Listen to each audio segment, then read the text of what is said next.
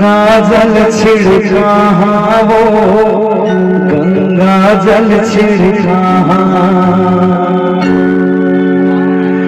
चलन पे हमिया बैठे लगी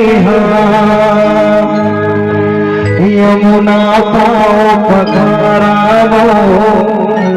यमुना पाओ पखारा।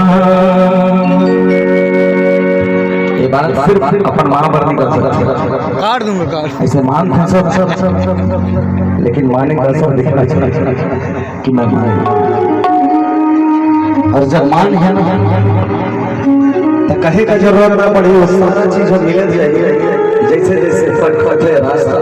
दरबार माँ का द्वार खुलत है सब चीज मिल जाती है।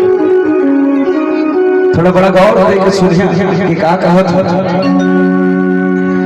चले आवे मैया अंगना मामो चले आवे भवानी अंगना मामो चले आवे मैया अंगना मामो चले आवे भवानी अंगना